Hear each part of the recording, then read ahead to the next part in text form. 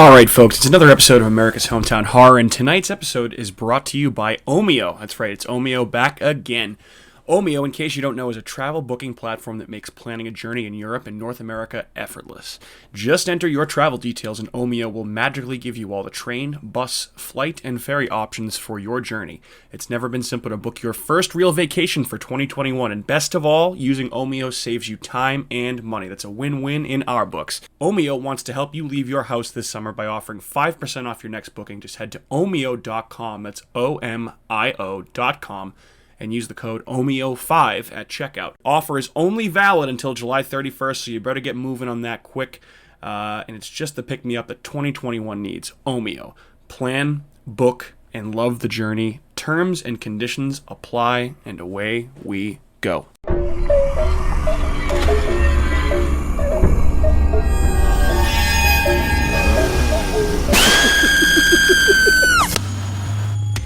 All right, guys. We have a little bit of something different tonight, huh? It's another episode of America's Hometown Horror, by the way. Hi, my name's Mike. I'm joined by Andrew and Catherine, and we're going to be doing some different stuff tonight. What's up, guys? Not much. I'm excited for tonight. It's going to be fun. This is going to be a short one. This is something that we've tossed around for an idea for a long time.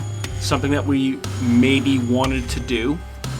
I've been talking about this for a long time. I know, and something we've never had the opportunity to do so far, and, you know, just to be transparent, I guess, we have a lot of stuff going on in our personal lives over the next 2 weeks, so it's going to be difficult for us to record podcasts as consistently as we have been doing over the last year plus that we've been doing it. So we have something here that is in the public domain. This was Andrew's idea. Andrew's like idea. months ago. I'm surprised when you brought this up the other day. I said no because I was like, "Nah, we're not doing this. We don't have time." I feel like it needs more time, but hence here we are. Here we are. Yes. Here we are. So we are going to read a story from one of my personal favorite authors. You did your thesis on him, right?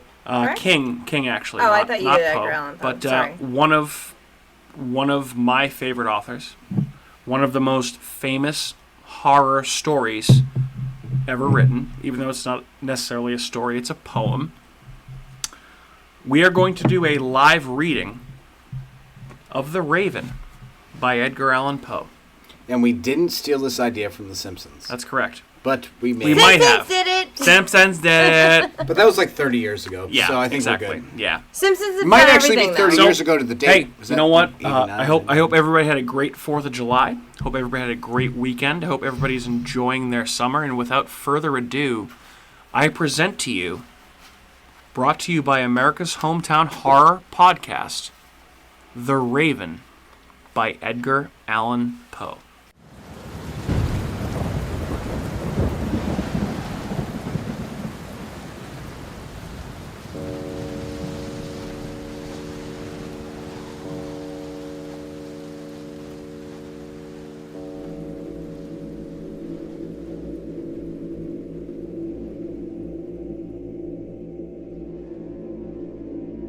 Once upon a midnight dreary, while I pondered, weak and weary, over many a quaint and curious volume of forgotten lore, while I nodded, nearly napping, suddenly there came a tapping, as if some one gently rapping at my chamber door. "'Tis some visitor," I muttered, tapping at my chamber door. "Only this, nothing more." Distinctly I remember it was in the bleak December, and each separate dying ember wrought its ghost upon the floor. Eagerly I wished the morrow, vainly I had sought to borrow from my book's surcease of sorrow, sorrow for the lost Lenore, for the rare and radiant maiden whom the angels name Lenore, nameless here forevermore. And the silken, sad, uncertain rustling of each purple curtain thrilled me, filled me with fantastic terrors never felt before, so that now, to still the beating of my heart, I stood repeating, "'Tis some visitor entreating entrance at my chamber door. Some late visitor entreating entrance at my chamber door. This it is, and nothing more." Presently my soul grew stronger, hesitating then no longer. "Sir," said I, "or madam, truly your forgiveness I implore. But the fact is, I was napping, and so gently you came rapping, And so faintly you came tapping at my chamber door, that I scarce was sure I heard you. Here I opened wide the door, darkness there and nothing more. Deep into that darkness peering, long I stood there wondering, fearing, doubting, dreaming dreams no mortal ever dared to dream before. But the silence was unbroken and the stillness gave no token, and the only word that there spoken was the whispered word, Lenore? This I whispered, and an echo murmured back the word, Lenore! Merely this and nothing more. Back into the chamber turning, all my soul within me burning, soon again I heard a tapping somewhat louder than before. Surely, said I, surely that is something at my window lattice. Let me see then what thereat is, and this mystery explore. Let my heart be still a moment, and this mystery explore. 'Tis the wind and nothing more. Nevermore, nevermore. Open here I flung the shutter, when with many a flirt and flutter, in there stepped a stately raven of saintly days of yore. Not the least obeisance made he, not a minute stopped or stayed he, but with mine of lord or lady, perched above my chamber door. Perched upon a bust of Pallas just above my chamber door, perched and sat, and nothing more. Nevermore, nevermore. Then this empty bird, beguiling my sad fancy into smiling, by the grave and stern decorum of the countenance it wore. Though thy crest be shorn and shaven, thou, I said, art sure no craven? Ghastly grim and ancient raven, wandering from the nightly shore. Tell me what thy lordly name is on the night's Plutonian shore. Quoth the raven, Nevermore. Much I marveled this ungainly fowl to hear discourse so plainly, though its answer little meaning, little relevancy bore. For we cannot help agreeing that no living human being ever yet was blessed with seeing bird above his chamber door. Bird or beast upon the sculptured bust above his chamber door, with such name as Nevermore. But the raven, sitting lonely on the placid bust, spoke only that one word, as if his soul in that one word he did outpour. Nevermore, nevermore. Nothing farther than he uttered, not a feather than he fluttered, till I scarcely more than muttered, Other friends have flown before, on the morrow he will leave, as my hopes have flown before. Then the bird said, Nevermore. startled at the stillness broken by a reply so aptly spoken. Doubtless, Said I, what it utters is only stock and store, caught from some unhappy master, whom unmerciful disaster followed faster, till his songs one burden bore, till the dirges of his hope that melancholy burden bore of nevermore. Nevermore. But the raven still beguiling all my fancy into smiling, straight I wheeled the cushioned seat in front of bird and bust and door. Then upon the velvet sinking I betook myself to linking fancy unto fancy, thinking what this ominous bird of yore, what this grim, ungainly, ghastly, gaunt, and ominous bird of yore meant in croaking. Nevermore. This I sat engaged in guessing, but no syllable expressing to the fowl whose fiery eyes now burned into my bosom's core.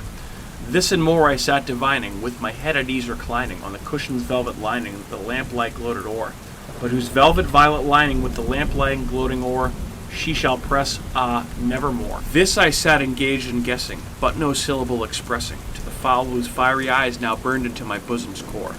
This and more I sat divining, with my head at ease reclining on the cushion's velvet lining that the lamplight gloated o'er, but whose velvet violet lining with the lamplight gloating o'er she shall press, nevermore.